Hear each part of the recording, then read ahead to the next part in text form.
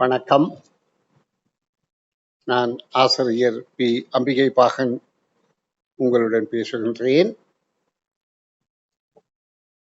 இங்கே தரமைந்து புலமைப்பரிசில் பரீட்சை செய்கின்ற மாணவர்கள், பெற்றோர்கள், கற்பிக்கின்ற ஆசிரியர்கள், வழிநடத்துகின்ற அதிபர்களுடன் ஒரு சில வார்த்தைகள் கதைக்க விரும்பி இந்த காணொளியை பதிவேற்றம் செய்கின்றேன்.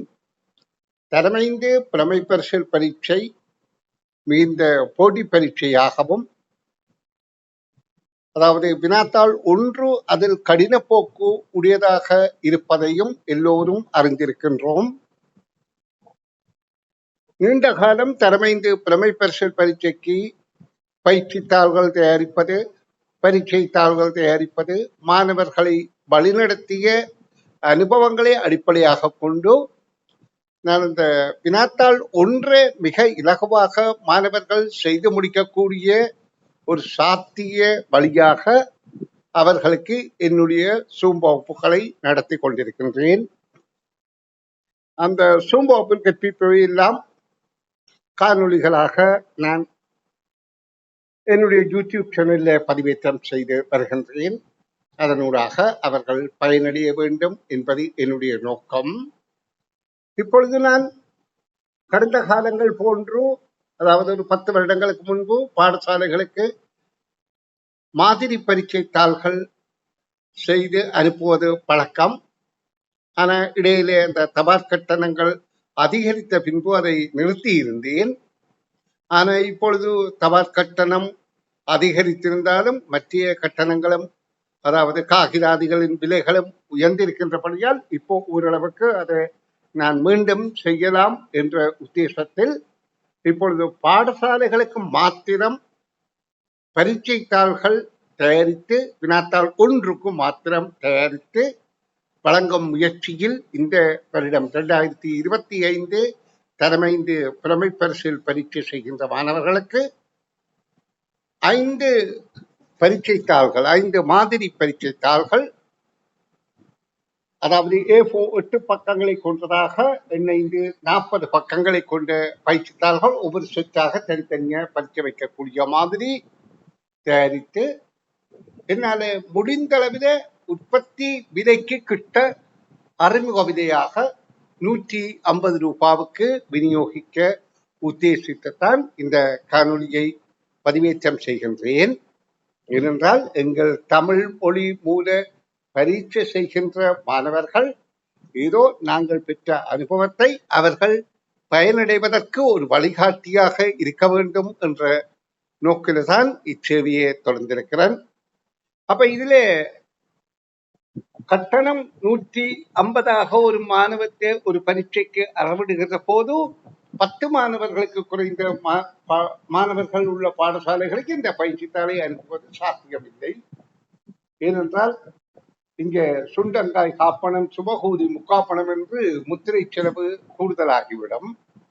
அப்படி 10 மாணவர்களுக்கு குறைவாக இருக்கின்ற பாடசாலை ஆசிரியர்கள் மேலதிகமாக தபால் கட்டணமாக 200 அனுப்பியும் பெற்றுக் கொள்ளலாம். அதாவது 5க்குரிய கொடுக்க முடியாது, 5க்கும் 10க்கும் இடைப்பட்டவர்கள் அந்த மாணவர் எண்ணிக்கைக்குரிய 150 செலுத்தி மேலதிகமாக 200 செலுத்த வேண்டும். ஆயினும் 10 மாணவர்களுக்கு மேல் பெறுபவர்களுக்கு அந்த மேலதிக கட்டண தபால் செலவு வழங்க வேண்டிய அவசியமில்லை. இந்த பரீட்சைத்தாள்கள் அனைத்தும் இப்பொழுது நான் தயாரித்துக் கொண்டிருக்கின்றேன்.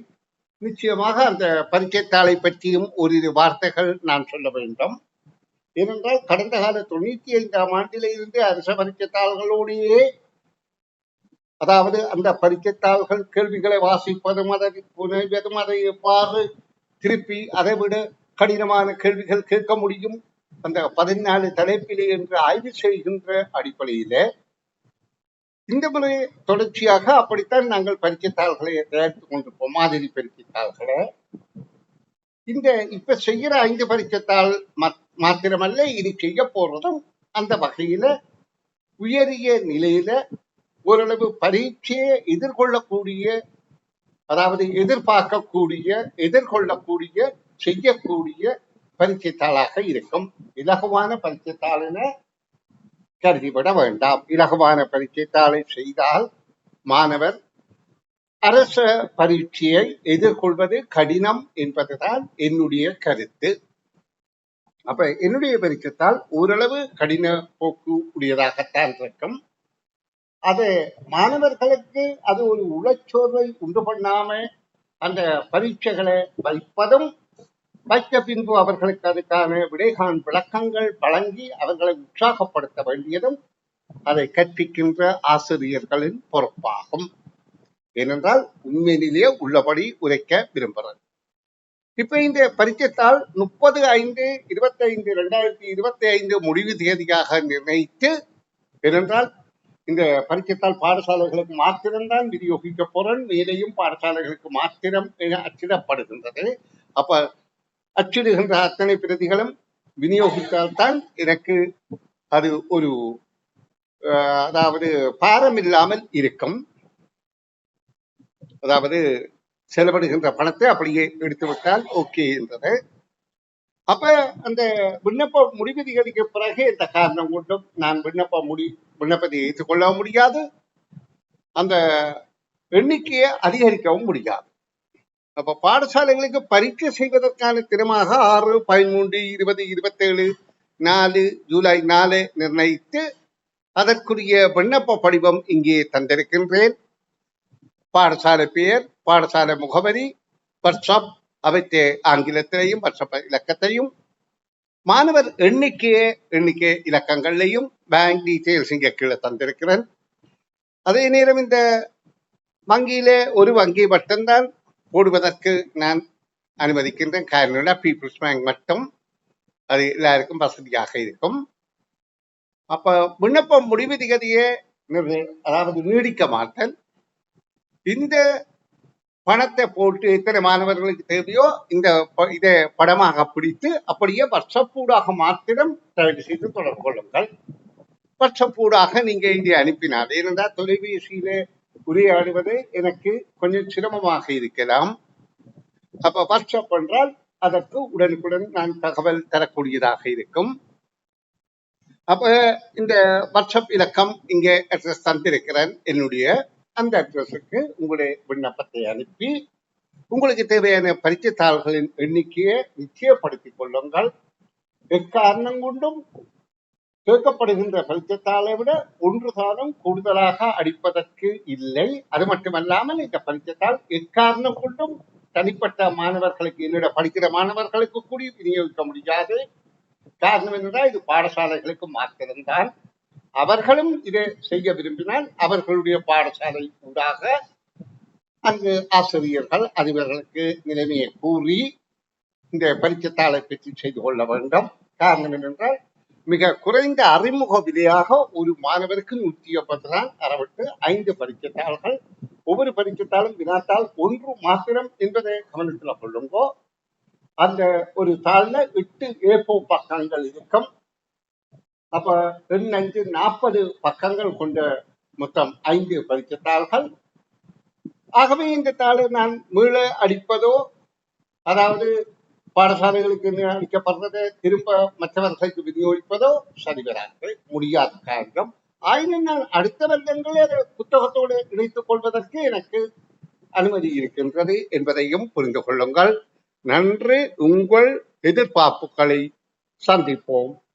அத்தோடு தயவு செய்து இந்த நீங்க காணுகின்ற இந்த காணொலியை உங்கள் பாடசாலை பெற்றோர்களாக இருந்தால் பாடசாலைகளுக்கு தெரியப்படுத்துங்கள், அது ஆசிரியர்களுக்கு அனுப்புங்கள். ஆசிரியர்களாக இருந்தால் உங்களுக்கு அறிமுகமான பாடசாலைகளுக்கு அனுப்புங்கள், அதிபர்களும் அவ்வாறு செய்யுங்கள். காரணம் என்னென்றால், நான் தனியே பாடசாலைகளுக்கு இதை கடிதமாக அனுப்பவில்லை. காரணம் அது சாத்தியமில்லை. அது மட்டுமல்ல, இது ஒரு பரந்த கல்வி சேவை. தமிழ் மொழி மூலம் நாங்கள் பரீட்சை செய்கின்றவர்கள் மற்றவர்களின் நல்லா பெறணும் என்ற சிந்தனையோடு இச்சேவையை திறம்பட செய்வதற்கு ஒத்துழைப்பு வழங்கும்படி கேட்டுக்கொண்டு, அதாவது இந்த காணொலிகளை ஷேர் பண்ணும்படி கேட்டுக்கொண்டு, அது மட்டுமல்ல, இந்த காணொலியை பார்த்து உங்களுக்கு இந்த விடயம் விளங்கி புரிந்து விரும்பினால் தயவு செய்து லைக் பண்ணுங்க.